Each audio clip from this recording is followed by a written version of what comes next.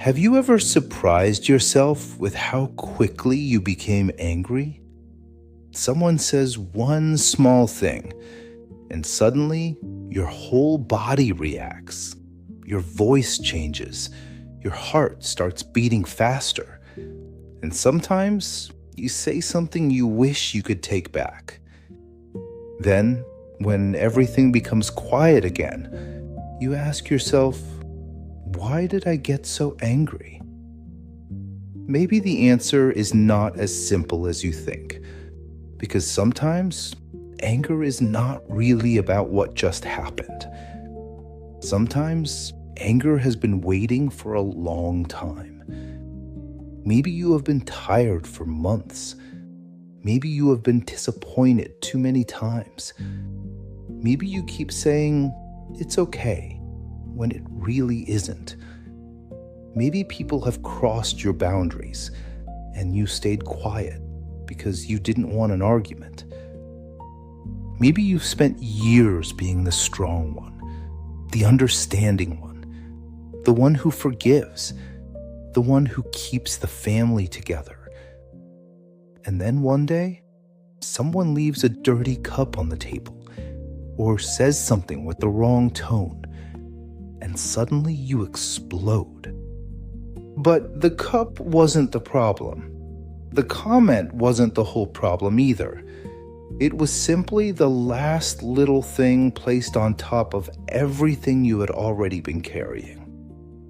Sometimes we think anger appears suddenly, but often it has a history. Think about a pressure cooker. From the outside, everything may look perfectly calm, but inside, pressure has been building, little by little, until eventually, something has to escape.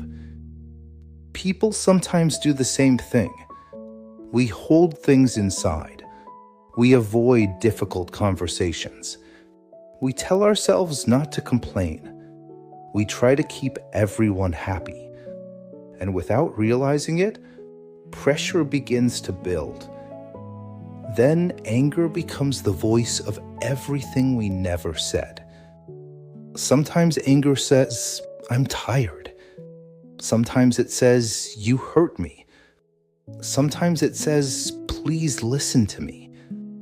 Sometimes it says, I can't keep doing everything for everyone. And sometimes anger is protecting something much more vulnerable underneath. Sadness, fear, loneliness, rejection, disappointment. Because anger often feels safer than sadness. When we are angry, we feel powerful.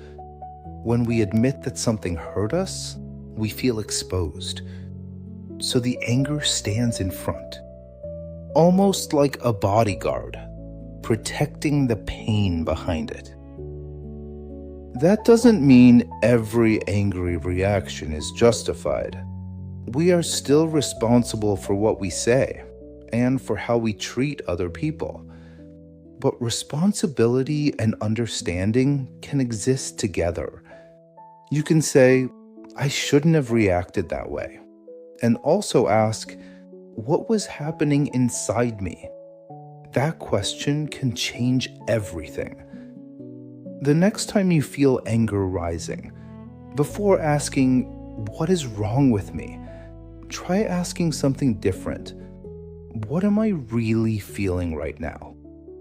Maybe the answer is, I feel ignored. I feel exhausted. I feel unappreciated. I feel afraid.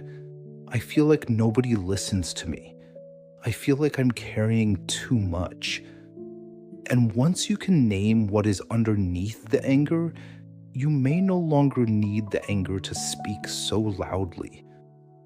Sometimes healing doesn't begin by controlling your emotions.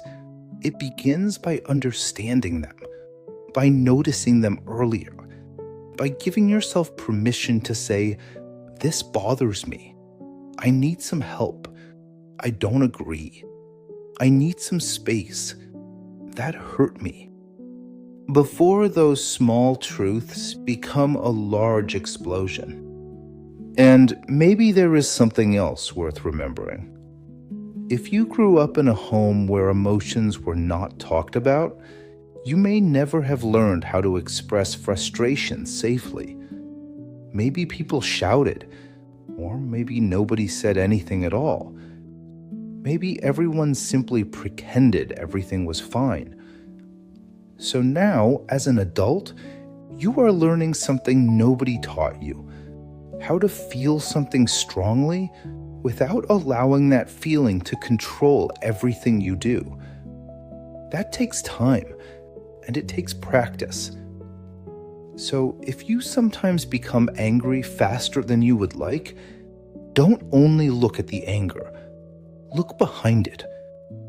There may be a tired person there, a disappointed person, a frightened person, or perhaps someone who has spent a lifetime trying not to be difficult. Your anger may be asking you to finally pay attention, not so that you can hurt someone else, but so that you can understand yourself a little better. Because sometimes anger is not the enemy. Sometimes it is simply the messenger. And perhaps the question is no longer, why do I get angry so fast? Perhaps the deeper question is, what have I been carrying for too long? Sometimes understanding what is underneath the feeling is where healing begins.